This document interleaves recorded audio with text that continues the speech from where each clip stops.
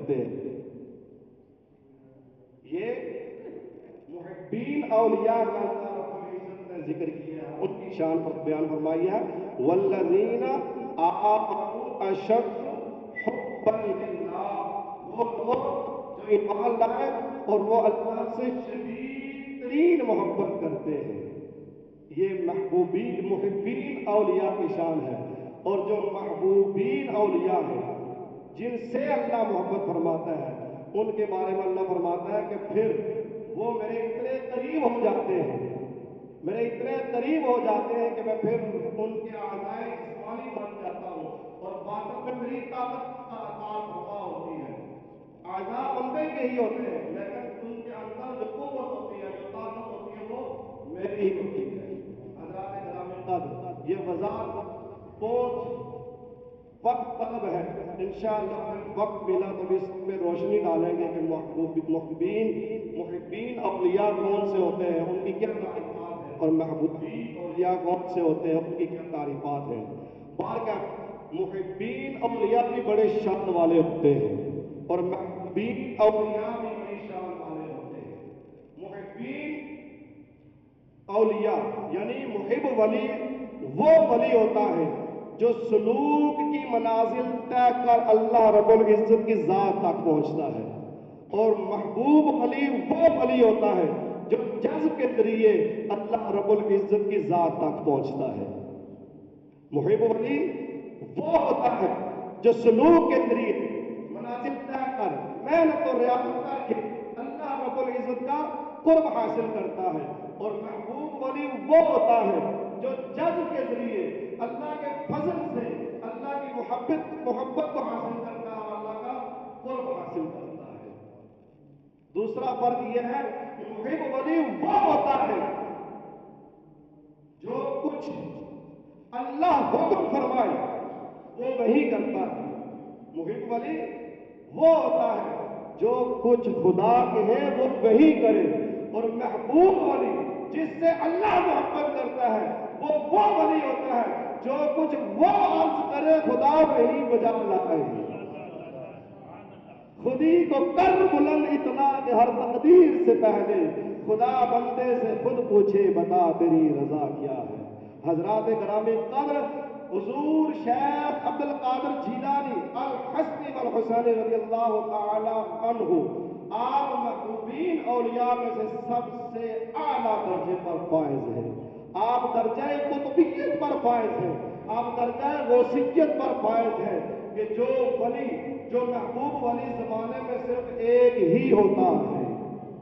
آپ کا یہ مقام ہے, آپ کی یہ شان ہے, آپ کی یہ عظمت ہے کہ آپ سارے ولیوں کے سردار ہیں. زمانے میں ایک ہی غوث اور قطب ہوتا ہے. آپ کا فرمان عالی شان ہے کہ جتنے بھی زمانے کے اندر ولی ہیں ان سارے اولیاء کی گردن پہ میرا پاؤں ہے. آپ اولیاء کے سردار ہیں. قدمی حاضی علی رقبۃ کلی ولی اللہ, میرا یہ قدم تمام اولیاء کی گردن پر ہے. آپ محبوبین اولیاء میں سے ٹاپ آف دی لسٹ ہیں, آپ سب سے پہلے نمبر پر ہیں.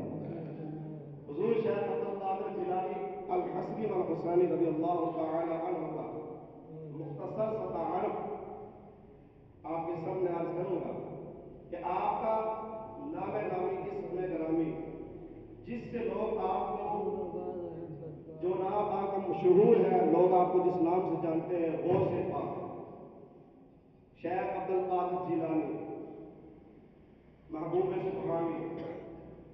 اب ان ناموں میں سے ایک جو نام ہے غوث پاک, اس پہ بعض لوگ کے اعتراضات بھی کرتے ہیں اور ذہن کے اندر سوال کا آنا یہ بھی عقل مندی کی نشانی ہے کہ غوث جو ہے اس کا مطلب ہوتا ہے فریاد رس, اور یہ صرف جو ہے یہ اللہ تعالیٰ کی ذات کے ساتھ خاص ہے.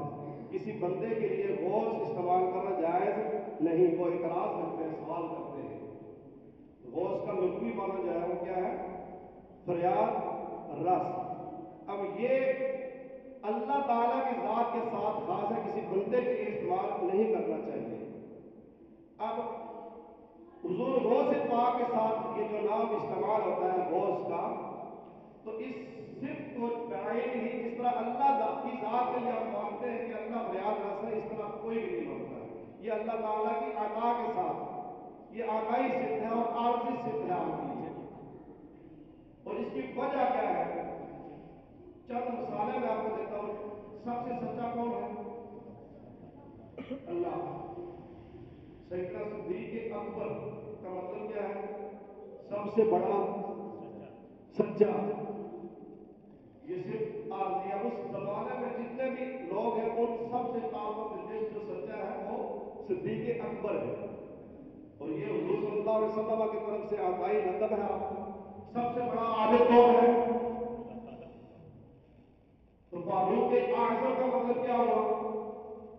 سب سے بڑا عدل کرنے والا۔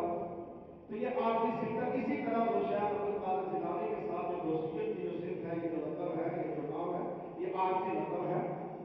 اور یہ لقب، یہ نام آپ کو جو دینے کی وجہ ہے، جو عوام نے یہ آپ کو جو نام دیا ہے، اس کی وجہ یہ ہے کہ آپ لوگوں کی جو فریاد ہے، جو آپ لوگوں کی جو ضرورتیں ہوتی تھی آپ پوری فرماتے تھے۔ ظاہری ضروریات کو بھی، اگر کسی کو ظاہری مال و متا کی ضرورت ہے، آپ کے گھر پر آ کے، آپ کے پاس آ کے آپ کو اس کی رہنمائی فرماتے، وہ ضرورت پوری کرتے تھے۔